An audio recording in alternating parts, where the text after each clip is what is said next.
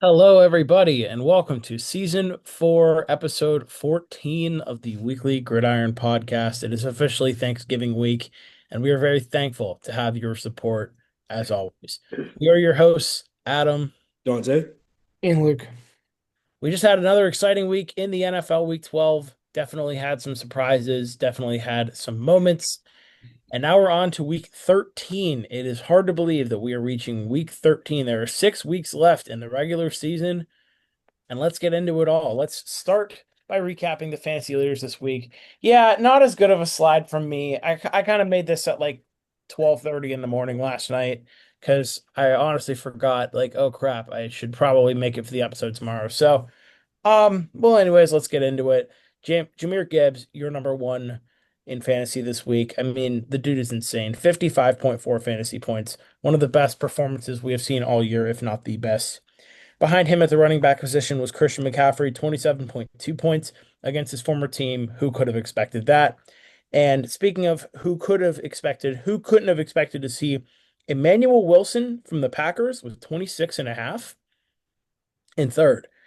But on to the quarterbacks. This week's leader, famous Jameis, 32.24 fantasy points against Detroit. Honestly, had a good game. Giants almost won that game. We'll get into that a little more later. In second place, we had Jalen Hurts with 30.86, and Dak Prescott, his counterpart in that game, with 27.06 in the third. On to the receivers, JSN, maybe the offensive player of the year at this point with 37.1, followed by Wan'Dale Robinson with 30.6, and Amon-Ra St. Brown with 29.9. On to the tight ends, this week's leader, Luke will like to hear this, Hunter Henry with 24 and a half fantasy points was your number one tight end this week, followed by Trey McBride with 16.9, and Colston Loveland with 14.9.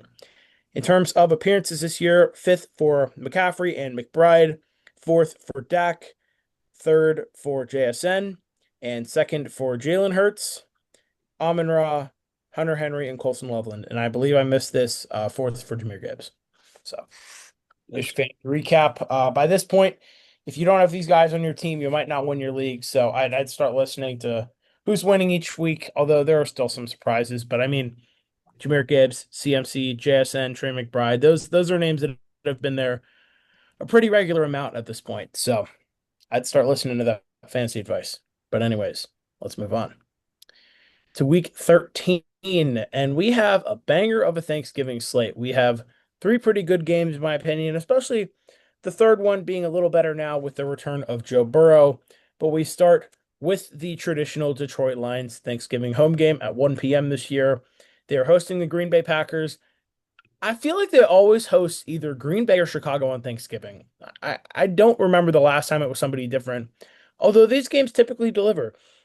And as I told you guys before the episode started, there were two Thanksgiving games I was pretty torn on. This is one of the two. So if somebody else has an idea of where they want to go, you can go ahead and start.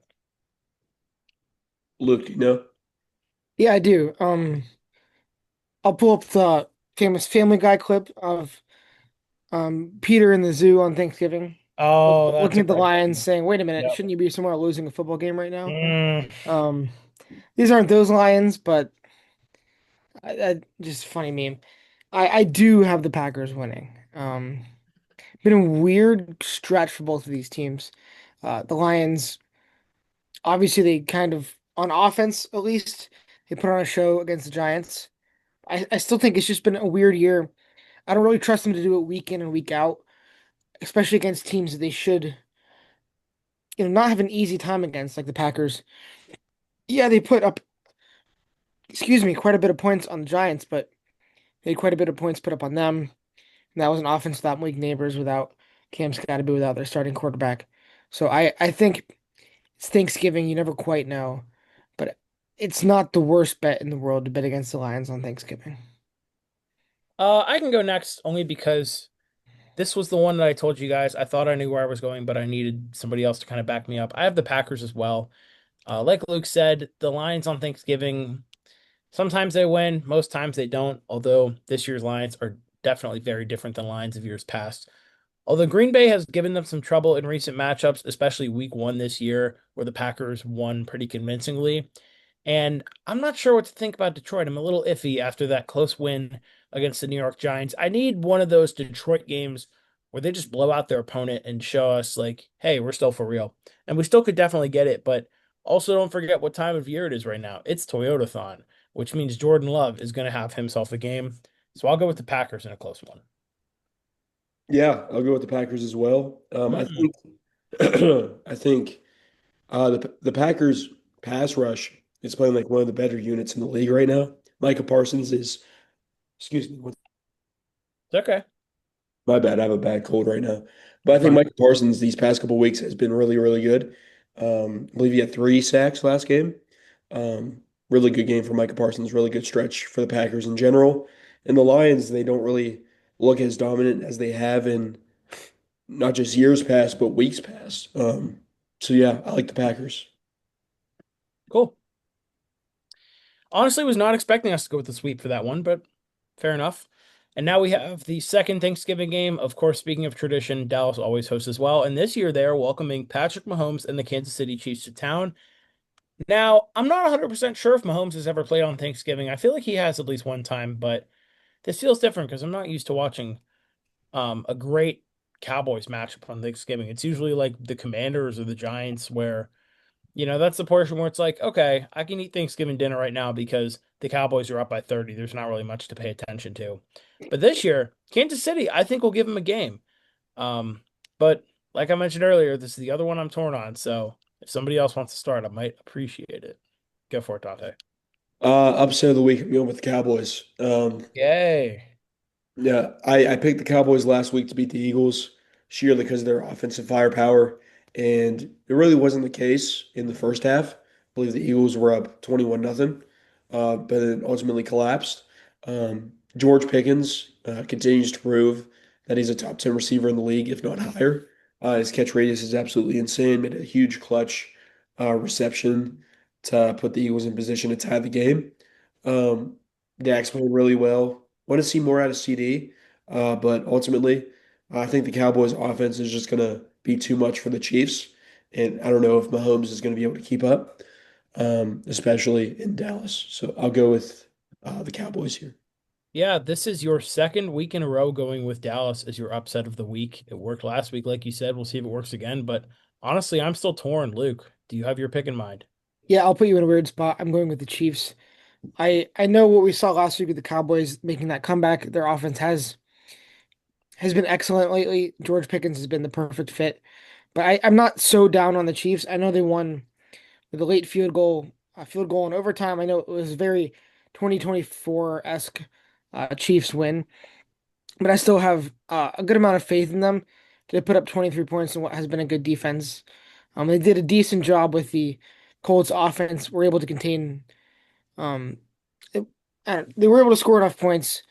Uh, Other teams have had much of a worse time against that Colts offense. I think that they will Spags will do a good job with George Pickens and make CeeDee Lamb make plays. If he can, the Cowboys could absolutely win this one. Patrick Mahomes has not played on Thanksgiving. I feel better. I felt better about it last week with the Chiefs against a team with a much better record. The Cowboys had a more impressive second half last week. They had a more impressive win. I don't think that the Chiefs would ever let them climb back into a game like the Eagles did last week. And I'm going to go with the Chiefs. All right, you have put me in a weird spot indeed. You know what? I'm going to go with my gut here. I'm also going to go with Kansas City.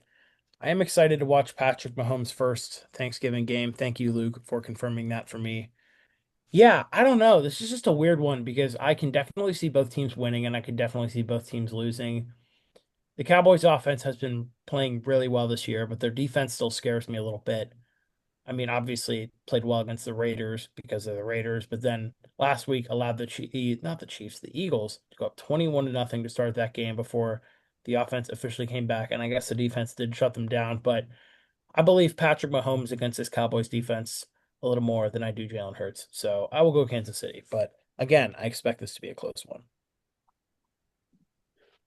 All right, and on to our final Thanksgiving game. Joe Burrow is back, and the Bengals are heading up to Baltimore to face the Ravens, or I guess heading down to Baltimore because Ohio is higher on the map than Maryland, whatever.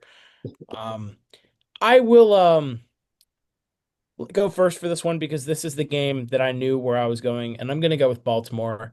listen, I'm excited to see Joe Burrow back, but this team is 3-8 right now. They are just, I mean, not looking good. They're already down T. Higgins and Trey Hendrickson for this game, which is basically their entire defense. So the Bengals defense will not be making the trip to Baltimore for this game. Um, I was thinking last night, I was like, this team is 3-8. Why are they bringing Burrow back, even though it is Joe Burrow? I was talking to my dad about this. So, Dad, you're gonna like this part when you listen to our episode. And he said his thought was, well, Zach Taylor's coaching for his job, basically. So you kind of have to rush back Burrow for that instance. Maybe it's his last chance to convince the team, hey, I'm your coach. But otherwise, I am gonna go with Baltimore in this one. Listen, if you remember their Thursday night game in Baltimore last year where the Bengals kept it really close and just narrowly lost, I hope it's like that. I hope Burrow and Jamar Chase just have a field day. Assuming Jamar Chase is going to be back for this game, I don't think anything else happened to him besides that suspension. But nonetheless, I got Baltimore. So Yeah, I thought about this for a second and thought maybe I could pick Cincinnati as an upset. And if the Bengals were at least competent on defense, maybe I could. But Joe Burrow will provide some spark for them. They'll put up slightly more points offensively. Um, but I'm still picking the Ravens. Jamar Chase is back even after his AI generated apology that he posted on Instagram. If you don't look that up, it was 94% in an AI that's insane. Oh my. vector. Yeah, kind of crazy. Um, but yeah, Lamar's gonna have his way with this Bengal team. Uh, yeah, not much to say here. Yeah, Joe Burrow, Joe Flacco, Joe Namath, Joe Montana, Joe Biden, Joe Rogan, doesn't really matter. Um, the Bengals cannot compete with these upper echelon teams right now, and the Ravens have looked much better since Lamar's coming back. I have them really getting a pretty easy win on Thanksgiving. All right, we're on to the third annual NFL Black Friday game. Get your predictions now. Where will Adam be shopping when this game begins? Because I don't think I've watched any Black Friday football, maybe just a little bit in the past 2 years. I think I remember watching the first half of the Jets Dolphins a couple years ago, but that might be it. But we got a good one here. Bears at the Eagles. Chicago having a good season. They are 8-3 right now after the win on Sunday against Pittsburgh, which Dante, of course, we'll get into a little more later. The Eagles coming off a loss, as we mentioned, to Dallas, but still, I believe, also 8-3 on the year, or maybe 8-2. I'm not sure which one it is. But yeah, this is going to be another good one. Another one I'm torn on, but I'm going to go with my gut here, and I'm going to go with Philadelphia Eagles to get the win. I'm just still not sure on Caleb Williams and this Bears offense. I mean, they did just enough to beat Pittsburgh on Sunday, but I'd still like to see more from them. And even though the Eagles offense has looked pretty underwhelming this year, I trust them a little more in this game. I trust Hurts, I trust Saquon. If they can just get the ball downfield to guys like AJ Brown, Devontae Smith, Jahan Dotson even, um, I think they can win this game, but I do trust the Eagles a little bit more, but I do expect this game to be very close. So, yeah, I'm gonna go with Philly. I'll go with Philly too. I just don't think the Bears defense is going to be able to do enough to shut down the Eagles. And this will be one of the games where the Eagles win. People are like, "Oh my God, the Eagles they're still one of those top teams." I don't think they are in the NFC. I mean, they're obviously one of the top teams, but I don't think they're on the level of like the Rams. But I think the Eagles win this game. I Luke? don't like. Here's what you guys are saying. I think only can get AJ Brown the ball downfield. If only Saquon Barkley touches the ball as much as he needs to. I'm looking at the stats. Last game between AJ Brown and Devontae Smith, 21 targets, 14 receptions, 199 yards, and a touchdown between the two of them. Saquon Barkley touched the ball 17 times when he averaged 2.2 yards per carry. I get that was a rough second half. Momentum is a real thing, and so is being stuck in the mud. And this matchup, the way I see it, the Bears, it's their game to lose. That's really what I think. And I think that Ben Johnson knows, especially on a weekend where the Lions might lose a very important divisional game. One of those two teams is going to creep up on them. I feel like all things are pointing to Chicago this weekend. I hope you're right. Yeah. Nathan. That would be awesome. Is that your upset of the week, Luke? You know what? Sure, that'll work for me. Okay. I don't mean to put you on the spot like that, but Yeah. No, it's weird because the wide receivers are getting the ball. Saquon Barkley's touching the ball. Jalen Hurts even had a good day on the ground, not his 10 carries for 10 yards because he was getting groped by his backs, but actually running the ball. And they're not winning games. I mean, they're winning some games, but this is not a complete team. They have not been putting together complete performances. And the Bears, whatever you think about them, they have been. Yeah. all right. Let's go on to Sunday, 1 o'clock slate. We have seven 1 p.m. games this week, starting with the Saints and the Dolphins. New Orleans really let me down last week with their loss to Atlanta. I was expecting more out of them. Dolphins were on a bye and are coming off their win in, again, I forget what part of Germany they played in, Uh, Spain, wherever it was. they were in Madrid. The game, yeah, Madrid. The game we barely watched that they beat the Commanders in overtime. First game since then.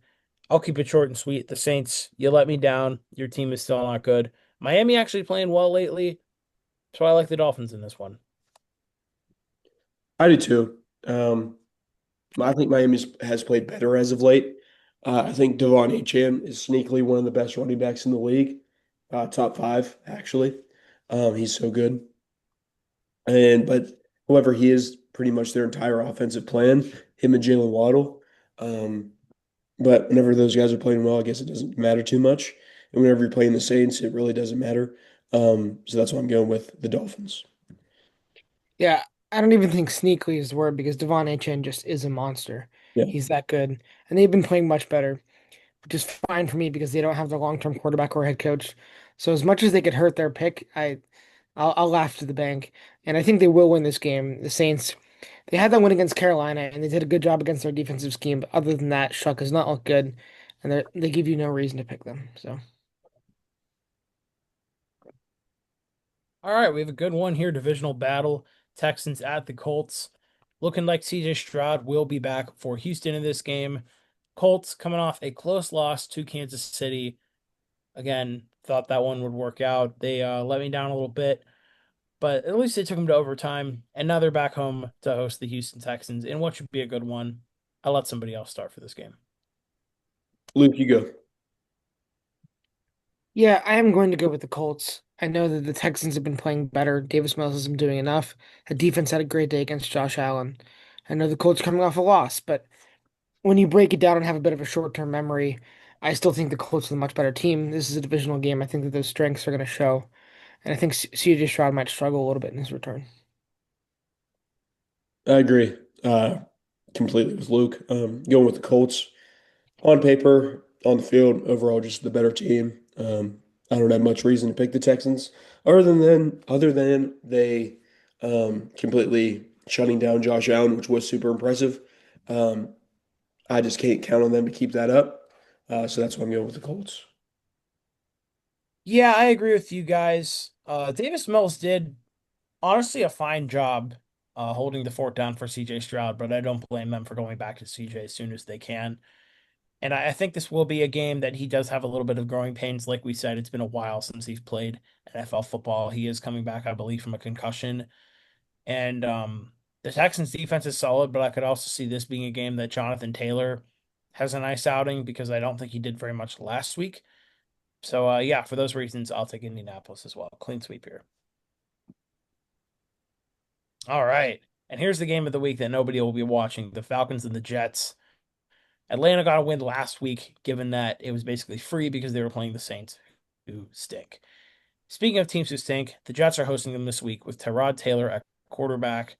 Still, I guess, because Justin Fields is benched. Of course, we haven't heard anything about that. And I guess the Jets didn't even do that bad against Baltimore. In fact, I think they were in the lead for most of the first half until the Ravens just took over, as they always do. But given how Atlanta looked last week, I guess Kirk Cousins gave them some new life, or they were just playing the Saints. I'm not sure which one it was. It gave me enough belief in them to pick them to beat the Jets this week because, like I just said, the Jets are not that good. And Atlanta, not that good either, but slightly better. So I guess I'll go with the Falcons. I'm gonna do it. Give me the Jets. Why not? Um, I think I don't know. I just don't really trust the Falcons at all. I don't know why I trust the Jets at all. I just think defensively they'll do enough. Something's just telling me in my gut to pick the Jets. I'm going to. I Are you think this gonna, might be a sorry, Luke, are you gonna no, leave it's Dallas if you're upset, Dante? Yeah, yeah. Okay. Sorry, Luke, go ahead. I think this might be like a 9-6 walk-off field goal kind of game. Reminds me of that terrible Jets Patriots game from like 3 years ago where we won on a kick return at the end. I think I was maybe even 13-6 that game. And I just have no reason to pick either team. I, look, it's gonna break down to as simple as this. I don't really care about or follow either team very closely. I know we try to be analysts over here, but the Falcons beat a bad team last week, and the Jets are the Jets. So I feel like as safe a pick as any is always picking against the Jets. So give me Atlanta. That's fair. Fair enough. All right. San Francisco or oh, Oh, wait. I don't know Hmm. what there. Give me one That's second. okay. Let me adjust. You guys talk about something. Okay. One second. I My can get fault. in. Were we about to go to the Patriots? No, we're about to go to the. Okay, we're Okay. good. My fault. So I don't know what No, you're happened. fine. We are Sorry. good. I don't know if you heard a text come through on my computer. I do have to turn the volume down for that real quick. You are good. My fault. I could cut all this out. Okay. Um, no, it's fine, man. Honestly, it's part of the fun. You can leave it in. All of us going to talk about was why I like the Sonny Gray trade for the Red Sox, but that can be for another time. I mean, we're professionals over air. What's worse, the occasional technical difficulties or the other kind of professional over air, which is Stephen A. Smith and Cam Newton going to a random middle school gym and talking trash about Drake May for whatever reason. I, you get what you pay for, and with WG, you just get good, honest commentary with the occasional technical difficulty, and that's fine.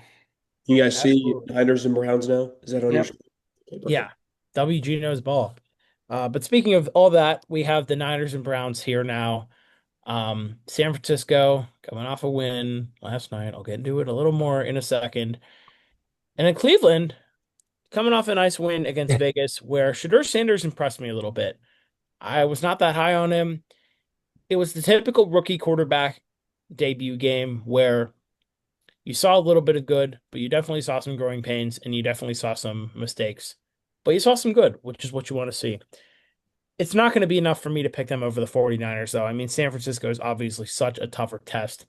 And my God, their defense looked incredible last night, even with Brock Purdy having a crappy first half. Robert Saleh is doing a fantastic job coaching that defense.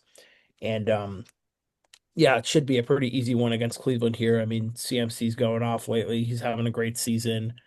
Purdy's doing just enough, I guess. Juwan Jennings is keeping his composure unless Trevon Merrick is hitting him in the area, which I don't know if you saw that at the end of last night's game, but it sparked a little fun after the game, I guess. But yeah, I'll stop going on a tangent here and I'll just say San Francisco. Pretty easy one here for me. Yeah, I just can't wait for the Shador mania to die down because it's inevitably gonna die down. He's still not a very good quarterback, made a couple good throws, but he was 11 for 20 with a touchdown and an interception. We're acting like the Browns have their next guy. Dylan Gabriel has had better games this year than that, against better teams. Um, yeah, I like the Niners. I don't think Shador Sanders is going to be the long-term answer, and I'm tired of so many people just glazing this guy for literally no reason. So I like the Niners. Okay, well, I'm not a Shadar Sanders guy by any stretch of the measure. However, like that guy is better than Dylan Gabriel. Dylan Gabriel was to me. Marginally. I don't think he's that much. Okay, yeah, all right, not by a lot, but like Dylan Gabriel is terrible. Um, and Shadar Sanders is not good, but he did not look terrible. And you're underselling that one bomb of That a was sick. pass he had That was awesome. rolling out to the right. That was as good of a play as you could see in the NFL that week. Um, and the way that Miles Garrett reacted on the sideline, if that's how he thinks about you, you're going to be the guy for as long as they can reasonably let you be the guy. And maybe that just means week by week, but it says something to me that Stefanski, who is pretty clear to see he hates Shedeur Sanders' guts and didn't want to draft him and didn't want to let him see the field for as long as possible. Choked himself up and named Shedeur the QB1. So you're right. This is probably a bit of a run that can't even be defined as a Jeremy Lin run because it wasn't even a good game, but this won't last forever. Shedeur Sanders is not the guy, which is why I'm picking the 49ers. But I just want to say that he looked better last week than a couple people expected him to. However, Um, if I was going to create a Shedeur Sanders stat line out of thin air, 11 for 20 with 200 yards, a pick, and a touchdown is about how I would draw it up, and that's exactly what happened. That's about exactly what you should expect for his entire career, the kind of numbers he's going to put up. So, with that being said, the 49ers with a great win last night. The defenses look great. Quinshot Junkins looked good for the Browns last week, but um, if they can contain the run in Cleveland, if the 49ers can contain the run, and contain at the top of the field and force Shedeur Sanders in some tough throws. I mean, let's also not forget the fact that his debut was against the Raiders, who are playing like the worst team.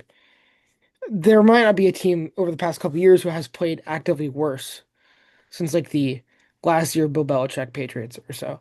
I guess maybe the Titans, but the Raiders have just been awful. The tape is out on Shedeur Sanders to get pressure on him, and the Raiders just declined to do so. So I think that the 49ers, all things considered, should have a very easy win this week.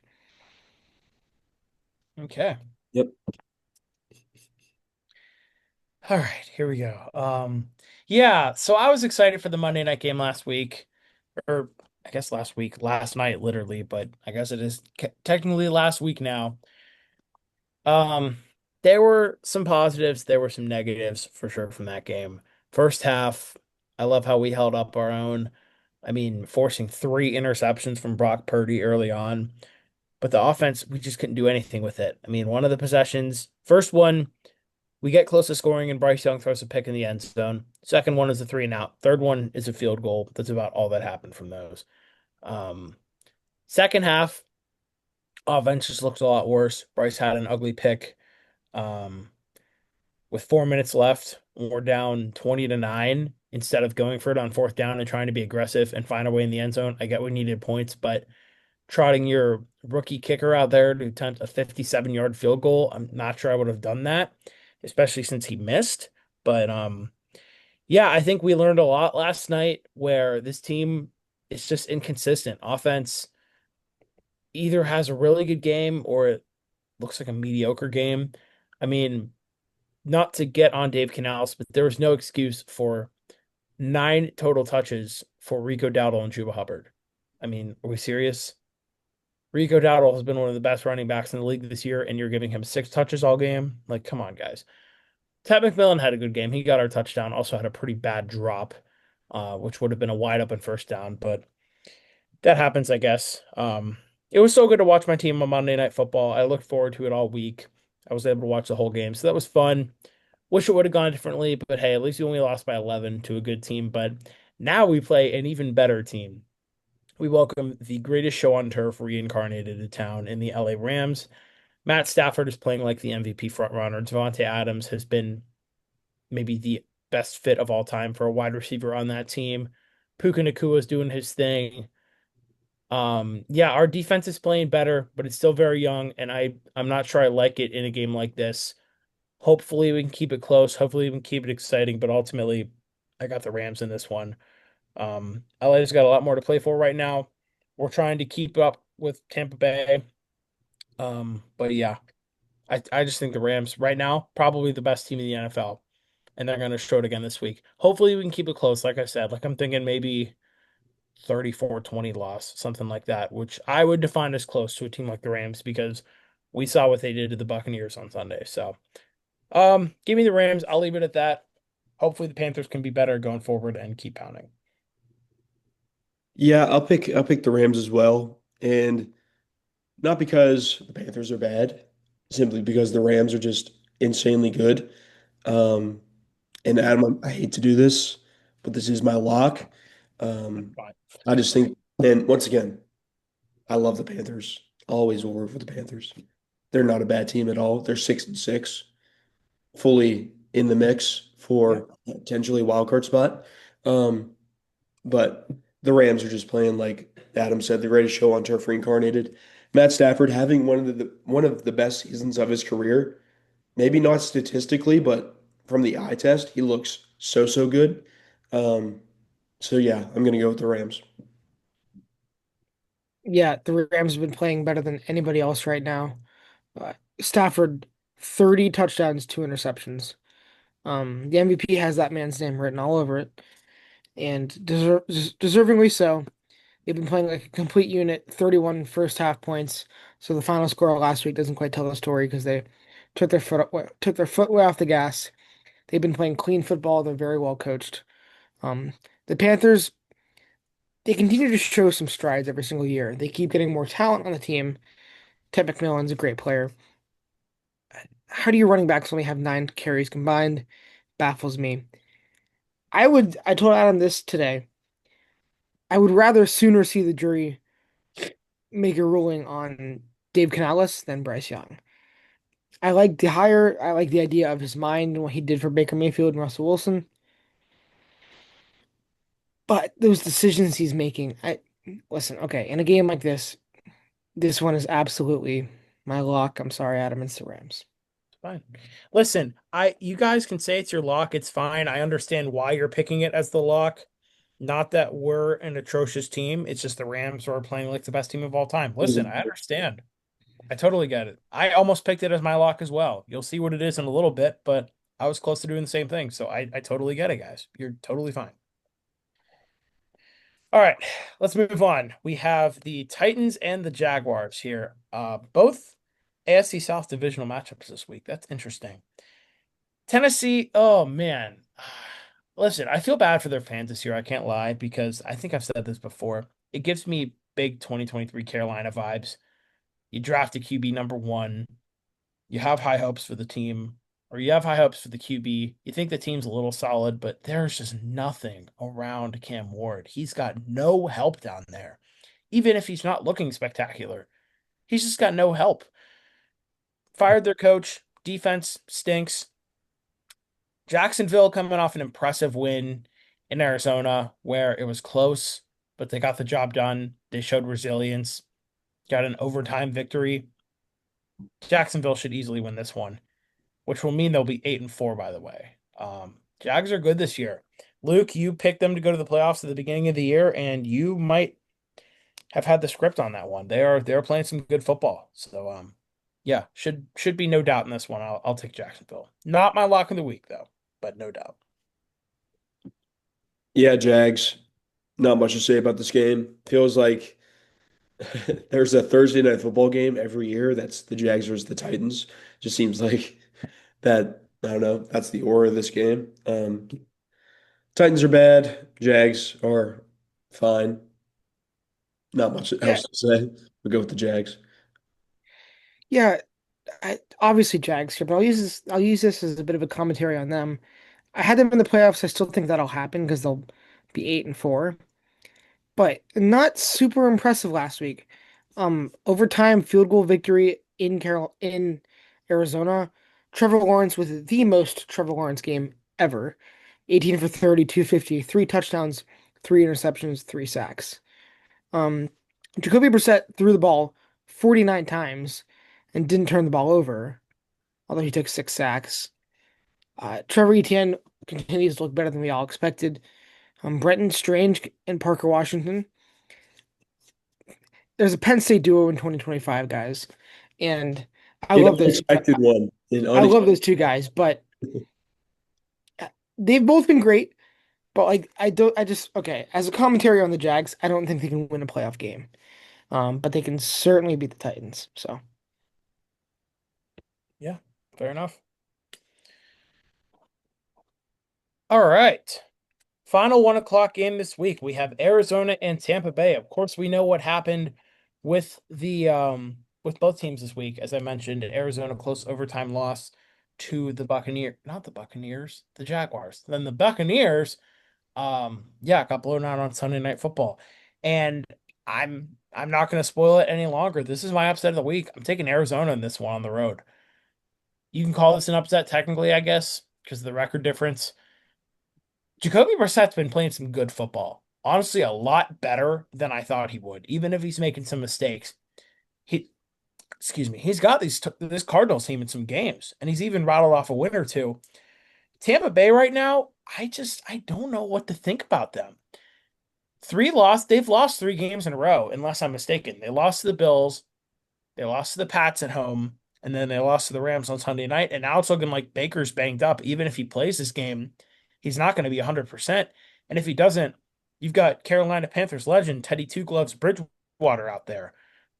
Yeah, I like Arizona in this one, shockingly enough. And it's not going to help the Panthers out because they're going to lose and we're going to lose. So nothing's going to change atop the standings. But oh, gee, I guess Atlanta's going to get closer to first. Entered the LeBron scared meme there, but anyways, yeah, Arizona upset of the week. Book it. I like Tampa Bay. I'll take them in this one. Um, I put all my trust in the Cardinals these past 2 weeks, and it hit once, but it didn't hit twice. Yeah, I just think this is a game the Bucks need to win, and I think they're going to. Sorry for the lack of in-depth analysis this episode, guys, but I'm going with the Bucks. It's okay. Yeah, no, I in the lack of in-depth analysis is fine because the most intelligent thing I have to say is I don't have a high school football coach beating an NFL team here. Teddy Bridgewater averaged 4 yards a pass last week, and he was only completing half of them. He's a nice guy, I'm sure, but he should probably go back to the high school sideline. Um, and Todd Bowles, I don't think is a very good coach. Sound the alarm on the Bucks. I think the season is probably over because we talked about this earlier. They have a really hard middle of the schedule. Um, Unless am I wrong, and I'm forgetting that they actually had a very easy schedule. Crap, they have a very easy schedule the rest of the way. I was wrong. It was the earlier part of the year that was very hard for them. However, I, I Not looking still good. sound the alarm. I would Totally still fair. sound the alarm on the Bucks. Hey, they started what, 4-0, and they're now 6 and Yeah, 5. okay. I remember talking about them last week and being like having some big point about them. It was that the teams they lost to were the Eagles, Lions, Pats, Bills, and Rams. 5 very quality losses. And that left is the Cardinals, Saints, Falcons, Panthers, Dolphins, Panthers. So they could survive and win that division. Only also because who else is going to win that division? No offense, Adam. It'll come down to your 2 games against them. Yeah. But if we're talking about a team who's won the division 3 or 4 years in a row, you can still sound the alarm on them because they have dug themselves a hole. They're not going to win this game. Give me the Cardinals. And Baker needs to come back to a winning team. They need to scratch and claw to 8-6. I'm not so sure they do it. It's going to start with a loss here. I have much more faith in Jacoby Brissett than I do in Teddy Bridgewater. I'm going to jump ship here. I agree with you guys, actually. All right. I was listening to you, Adam, but it completely flew over my head that Baker Mayfield was out and that it is Teddy Yeah. Bridgewater. Yeah. So, um, Now, we'll I will see. say there's no guarantee Teddy's playing. Baker might start in this game, but still, he's going to be banged up. But Seriously? I did see he has some sprain that he could play this week, but there's no guarantee. It's Okay, probably well, like a situation, like probably. here's what else I would say about that. Against a very, very good Rams defense, Baker still got to 19 pass attempts. Like he didn't just go out in the first drive. He was 9 for 19 with 41 yards, a touchdown and 2 picks. So I love Baker Mayfield as much as the next guy, but I'm confident enough in this upset to pick it either way. Okay. Moving on to the 4 p.m. slate, we have the Vikings at the Seahawks. And I'm going to start with a little trivia for you guys. So I'm going to give you 2 quarterbacks, and you tell me which one you'd rather take, and then I'll reveal who they are. You might know where I'm going with this, you might not. Quarterback number 1. This is comparing their first 6 career games, by the way. Quarterback number 1, 929 yards, 6 to 10 touchdown interception ratio, 54.1% completion percentage, 57.9 passer rating, and 20 times being sacked. Quarterback 2, 1,051 yards, 5 to 3 touchdown interception ratio, 54.5% completion percentage, 76.9 passer rating, and they were sacked 16 times. You taking QB1 or QB2? I know who the two are, and I can't believe that I know which one's which. That's unreal. Who are you picking, Luke? I mean, I'm taking the second guy because he has the better comparison in everything except for touchdowns thrown. And it's 6-5 that he's losing. Yeah, but I know who it is, and Do you want me to tell you it's like there's something? no way that over the course of a career that's gonna. I'm gonna look big brain. I'm picking the first guy. Quarterback one is JJ McCarthy. Never mind. Never mind. Never mind. Quarterback But two quarterback two. is Jamarcus Russell. Okay. Okay. Yeah.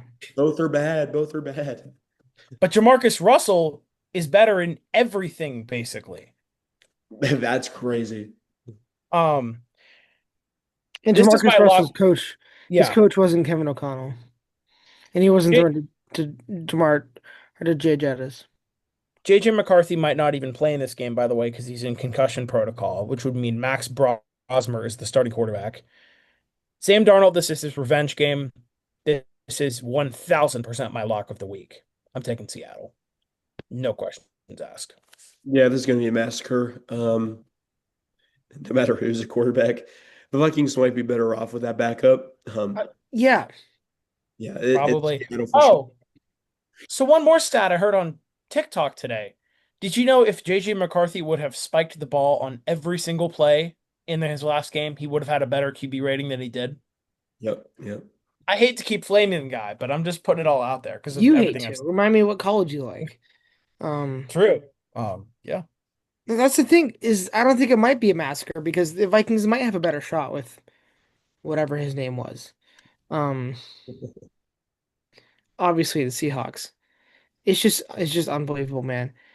How bad you have to be to turn a 14 win team into a 4-win team with the Yeah. same structure, the same great defensive coordinator, the same offensive brilliant coach, I think, right? And Because he made Josh Dobbs look awesome. what would you say? Bench him? You really can't because Carson Wentz is out for the year unless you sign another I'd quarterback. say encourage him to take up lacrosse, but they're not going to do that. So let him make his own mistakes until, for the sake of your job, you have to bench him. Thankfully, the Washington Wizards are looking for players. JJ McCarthy might want to try basketball. Um, but yeah, okay. This is no doubt for any of us Seattle. We can move on. And we'll let Dante take the floor. Uh, Mason Rudolph needs to be sent to the gulag. Um, Dear God, man, I'm so tired of people pretending he's good, and that he's the best backup in the league because he's nowhere close. The guy sucks. He's so bad. Um, First pass of the game, throws it directly to a defender who made a great interception, but he was fully covering DK. I don't understand. The guy holds the ball for too long.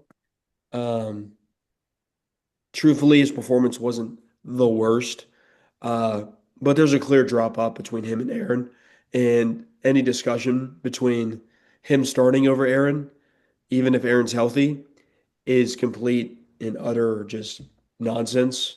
Aaron Rodgers should be the starter of this team moving forward, and I don't think that's should have ever been a debate.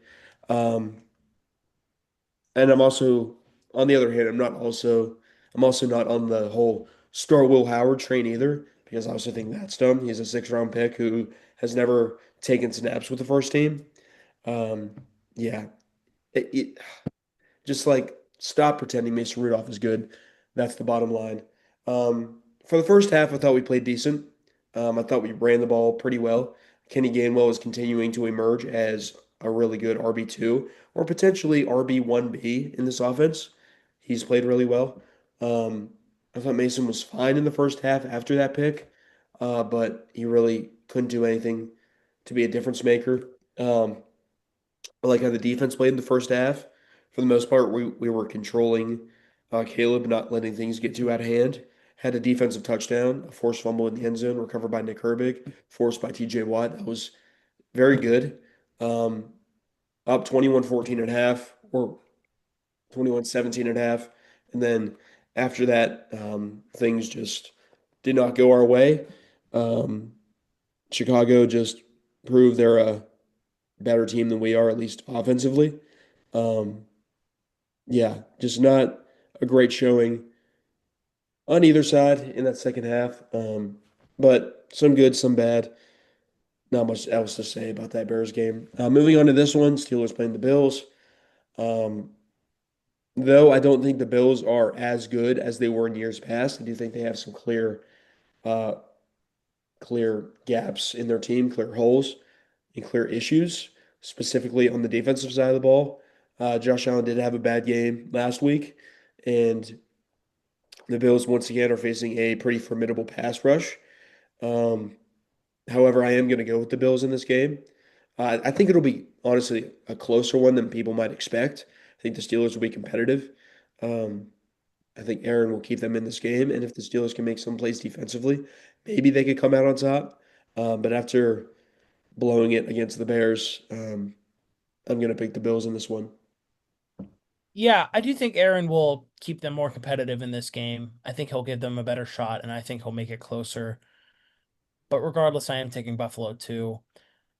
Yeah, that loss on Thursday to Houston was pretty embarrassing, but they're going to take that out on the Steelers possibly in this one, especially if Mason Rudolph starts again. There's no doubt in my mind Buffalo would win, but like you said, I do think Rodgers gives them a better chance. I do expect Rodgers to play. Basically, everything I've seen from Mike Tomlin indicates that Rodgers will return for this game. I mean, he was pretty close to playing against Chicago, so it would surprise me if Rodgers doesn't go this week. But regardless, I got the Bills. But let's see if the Steelers can make it interesting. Yeah, I have the Bills as well. Josh Allen has one loss to the Steelers in his career, which was in week one, where how's this read? Do you remember this? Josh Allen threw the ball 51 times, somehow just to the tune of one touchdown and zero interceptions, and lost Yeah, by a touchdown. That's a bit of a bizarre stat line. that was But in That was a what'd you sick. say? I was going I to say was, that was Big Ben's yeah, final year. That was I a, remember that game. That was a fun game to watch. And I enjoyed the Steelers coming out on top. But I do think the Bills are going to come out on top this time. I know they've lost some very weird games. The Falcons, the Dolphins, if I'm not mistaken, the Texans. And the Steelers kind of they're not in the same tier as those teams. However, if they were, they'd be at the top of that tier. But they're like, I think the Steelers are closer to some of those teams than they would be to like the absolute top of the league. for sure. Yeah. If that, okay, I'm glad you see what I mean. Yeah. So I feel like the Steelers are one of the kind of teams that could give Buffalo a really hard time, especially in Pittsburgh, especially if Aaron Rodgers makes some good plays. Uh, Adam, you were telling me this morning, I might have zoned out. I don't know if you said it here, but the Steelers haven't completed a pass from 20 air yards in like a month. Um, so it'll just be down to the offensive scheme because, and that being said, the Steelers, what, got 2-3, 2-2, whatever the last couple of games. So they haven't been awful. They haven't been unwatchable or anything. And I know how you feel about Mason Rudolph, and I agree with that assessment. However, they were competitive last week. So I really think this game could go either way, but the signs are pointing to Buffalo, despite the fact they lost a weird game last week. It's like the Chiefs, they can lose some weird games. I would still pick them with a fair amount of confidence, even though they're in my division and I don't like them. I have more confidence in the Bills, especially even if the offense looks better, it's Aaron Rodgers coming off an injury. So I'm just going to pull away clean from this and pick Buffalo. I truly Although, think, I hope um, I'm wrong. yeah, truly think, despite all of us picking Buffalo, I think out of any years, out of any seat, out of any of the most recent seasons, the Steelers play. This is the Steelers' best chance to beat the Bills out of the last few seasons, I think. I don't know. I took so long to say that. Sorry. Larry Ogunjobi's returned to Pittsburgh, by the way. Oh, hmm. Huge. Are you going to go see him play? But if you know, you know. Larry Ogunjobi is my goat. Anyway, moving on. Don't you have an Ogunjobi jersey? I do. Yeah. Nice. Yeah, I'm Um, probably the only Steeler fan or person to own a Larry Ogunjobi Steeler jersey. hey, Besides, Other like, than Larry, maybe Larry Ogunjobi's mom has one. yeah, Dante, you'll be proud to hear that Friday night when we went out with friends, I wore my D'Angelo Williams Panthers jersey that I bought with you guys when we were at so the funny. exchange. Yeah, So that's right. I forgot about that. yeah, That was so crazy. I was there. I know. Yeah, I love the jersey. But anyway, on to this game. We have the Raiders against the Chargers. This will be the Raiders' first game with new OC Greg Olson. No, not the Greg Olson you're thinking of, a different one. Because Chip Kelly, Ohio State legend, was fired just about 11, 12 games into his first season as Raiders OC, was the highest paid coordinator in football. Well, good news, Chip Kelly. If we happen to lose Brian Hartline, there will be a spot available for you in the Scarlet and Gray again. But anyways, they're playing the Chargers, which LA's been good this year. Justin Herbert may not be perfect, but this should be an easy win against the Raiders. I'm not going to waste any time. Give me the Chargers in this one. Yeah, I agree. Chargers. Raiders are bad. That's about it. Chargers are pretty good. Chargers are fine. Yeah. Um, let's move on. Raiders are terrible. All right, Sunday night football now. We have the Commanders and the Broncos. Honestly, thought this game would be flexed out of the spot, but they're leaving it in there. I guess from what I see, Jaden Daniels is back in practice, but looking like it's still going to be Mariota on Sunday for Washington, and it'll be Bo Nix for Denver, obviously, who has not been amazing this year. But like I kind of said about some other bad teams in this episode, the Commanders just not a great team this year. Denver's defense has been spectacular. Should have no problem holding Mariota on Sunday or Daniels, whoever it is. Bo Nix, maybe this could be his one breakout game of the year where he kind of silences some doubters. Either way, I've got Denver. This should be a pretty easy one for the Broncos. Yeah, this is a brutal way to return for Jane Daniels if he comes back. Yeah, Yeah, I don't think it's 100% confirmed yet, but he's back in practice. I'm not sure he's going to be back to playing though. that was a gruesome injury he suffered, but glad he's okay. Glad he has potential to come back. Uh, Mm. Yes. don't know why you would bring him back for this season. Commanders are not playing well. Maybe Dan Quinn is coaching for his job, like Zach Taylor, but I doubt it. But Yeah. yeah, Broncos playing very well. Um, Still one of the best defenses in football. Don't know if I'm fully on the Bo Nix train yet, but he's given me little reason not to be. Um, so yeah, I'll go with Bo Nix. I don't know. Bo Nix doesn't do a lot. He just that defense is incredible. I think they would win. I think they would win games with Teddy Bridgewater. Um, here's what I think. I view this game kind of how every year as a Penn State guy, sort of pay attention to the backyard brawl. Like, oh, this is so cute. Which one of Pitt or West Virginia will have a better year? Who will win this game? Which one of our sons will have a better game? And that's as a Penn State fan, that's so ridiculous to say right now, and I'll acknowledge that. But I bring that up because as a Drake May guy, it's like, oh, Bo Nix, Jane Daniels, it's a fight for number two, if we could even say that, because Caleb Williams has been good. And yeah, I'll give it to the Broncos because that defense is incredible. Sean Payton has them playing awesome football, and I kind of get the Commanders wanting Jaden Daniels back. I know this has seemed like a lost season for them, but they have some expensive veterans, and they made the NFC Championship last year, so they have to have some sort of delusion in the back of their head, like, oh, they could run the table, make a wild card spot, and then knock off a team in January. That's not going to happen, but they're still a good roster, and in DC or in home game for the Commanders, it might be a bit of a fight. It might be a sloppy game. Because really, I don't think Bo Nix is that much better than the next guy, but when it's all said and done, it should be a Broncos win. Okay.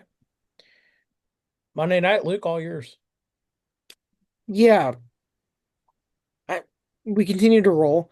Last week, Drake May had a bit of a couple rougher drives, but Hunter Henry continues to solidify himself as one of the best, if not the best, Patriot since the Brady and Bill era. Seriously. Um, I'm trying to even remember. I have like a short-term memory because we played so long ago at this point. It feels like, even though it was just 2 days ago, but like I like Bengals.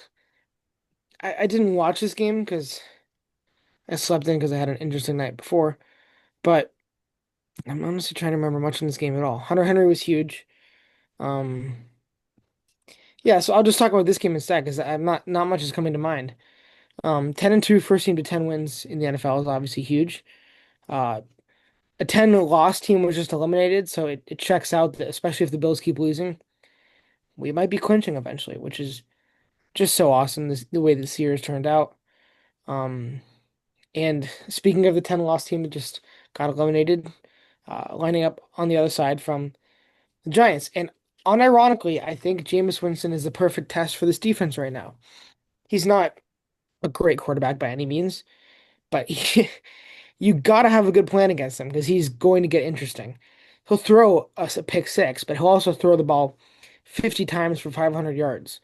So he will keep us active. He will keep us on our toes. This should be, we do have a cupcake schedule, but this is one of those games I'm glad is on that schedule because we have to show up that day. We have to cover our receivers. We have to run our routes. We have to block their guys. And this is going to be a hard fought football game. But obvious, I mean, the Patriots are going to win that football game. So that's all I have to say. If this was Gerard Mayo, I'd be kind of worried, but since it's Mike Vrabel-led team, I like the Patriots by a lot here. Um, if you're going to ask James Winston to go to Foxborough and play uh, the best team in the AFC right now, it's not going to end up going well for him. Love Jameis, want him to ball out. He's so funny. But the Patriots are the real deal. Give me them. Yeah, little to say in this one. Maybe Jameis will make it an interesting game because he tends to do that. But either way, I've got the Pats. They're rolling right now. Sadly, Jameis Winston, it'll be a cool 44 degrees, no snow. Oh, That would make it interesting, but well, it looks like that about wraps it up for us here on WG Season 4, Episode 14. As I said in the very beginning, with it being Thanksgiving this week, we are very thankful for all of your support and interest in our podcast. We appreciate all of you, and I'm very thankful for both of you boys as well. Love making this happen with you guys every single week. So, all right, as I always say, we are your hosts, Adam. Dante? and Luke. We'll catch you all next week. Have a good Thanksgiving, everybody.